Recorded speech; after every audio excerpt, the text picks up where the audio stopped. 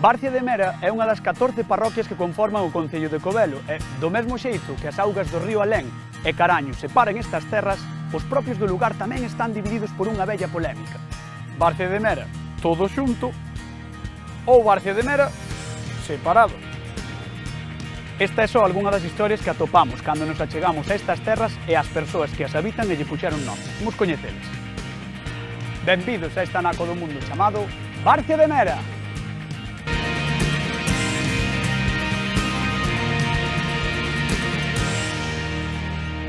Esta parroquia está situada na fértil Barcia do río Alén, antes chamado Río Mera. Barcia é un termo prerromano que describe un terreo chan e fértil situado nas marxes dun río e que é frecuentemente anegado polas augas. Resulta ideal como prado para o gando, para sementar cereais ou para outros usos máis divertidos como a práctica do fútbol lama, un deporte do que podedes gozar se visitades esta parroquia no mes de agosto.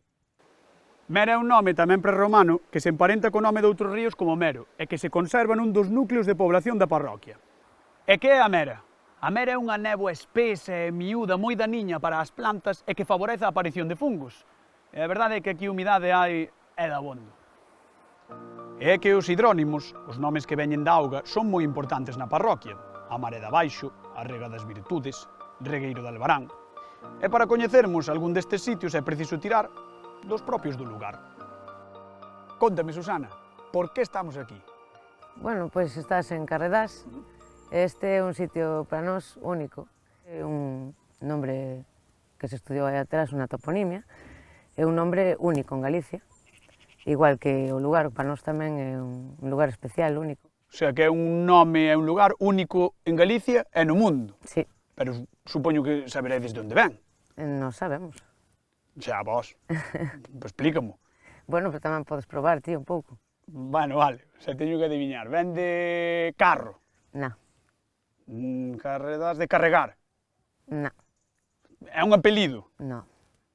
Aquí inventades nomes. No, non inventamos, hombre. É unha planta. Esta planta que teño aquí. Vale, a ver.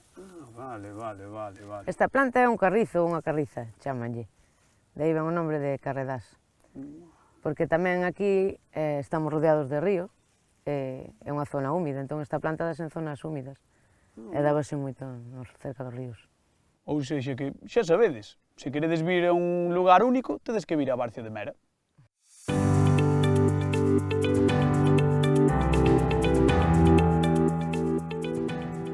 A parroquia de Barcia de Mera ten 10 km cadrados, e para percorrela, nada mellor que un vehículo. A ver, Pispote, onde me vas levar? Pois vou te levar, tu sabes o que é unha levada? Non teño nin idea. Levas má levada? Vamos alá. Pois veña, onde me monto? Atrás. Ah, vale.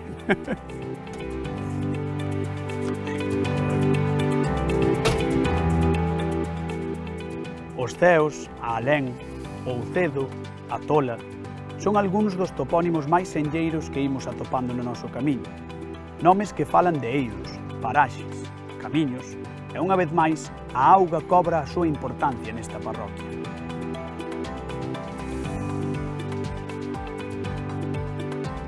Pois mira, este é a levada vella, ou a levada común que se chama, que vai agua pos muiños, para veigas, para regar. Pero que é a levada? A levada, pois a levada é isto por onde vai a agua, unha canaleta ou non sei como lle chaman, nós aquí chamamos a levada. Ti que ves moito pasear por aquí? Non, eu veño a traballar, porque esta hai que mantelo limpio, temos que a veces hai ramas, hai terra, hai un montón de cousas. Vexo-te con dous lijos e non me gusta o asunto. Pois logo non sabes para qué. Para que? Pois mira, un para mí e outro para ti. Vale. Para así axudarme a limpiar tú a min, así non ando solo. Bueno, por dalle, veña. A Pois ver, non sei. dalle aí, hacia onde? Hacia atrás? Home, hai que quitar a terra toda. Dalle aí, metemos. Veña. Veña, va. Aí está. Aí está, ti dalle. Vai xo cuo, o vou Aí está.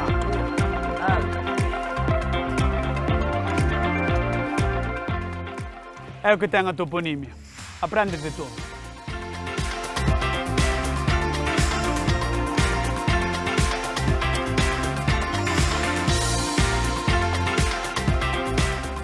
A hora de fixarmos os nomes dos lugares temos que acudir a fontes fidedignas e autorizadas, así que para resolvermos o lío de se Barcia de Mera vai xunto ou separado, conto con Uxía, que sei que ten un documento que o deixa todo moi claro. A ver, como é iso, Uxía? Pois vouche explicar. O meu bisavó, José María Estévez, fundou unha empresa de transporte aquí no Concello de Covelo, que ainda funciona hoxe en día, os mellores autobuses do mundo.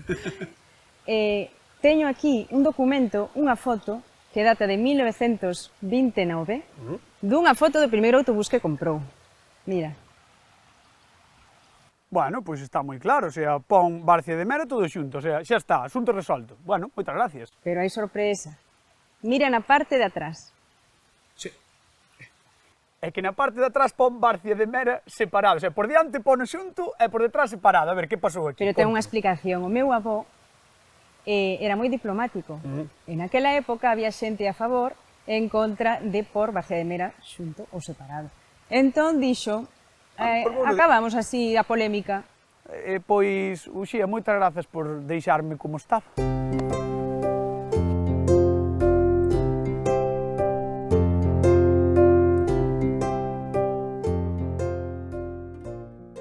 Está claro que para sair de dúbidas hai que acudir a quen sabe, así que vou chamar a Vicente Feijóo.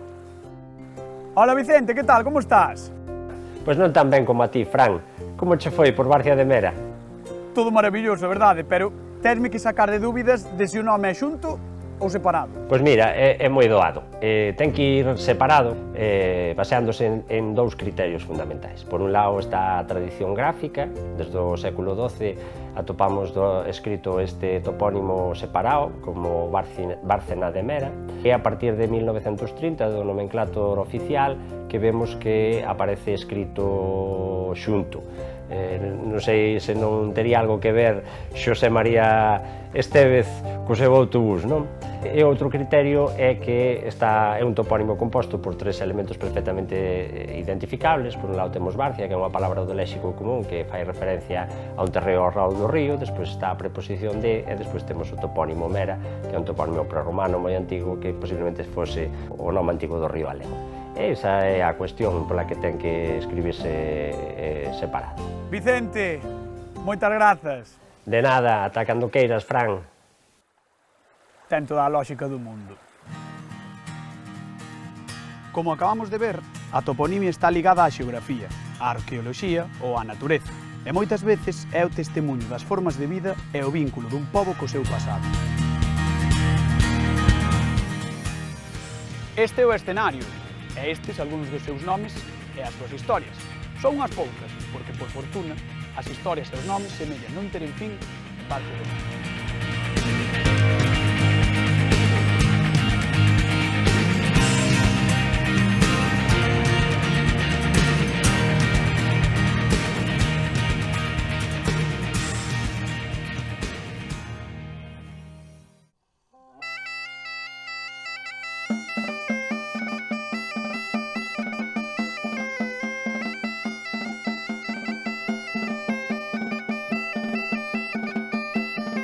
Artistados estes de Barcia de Mera.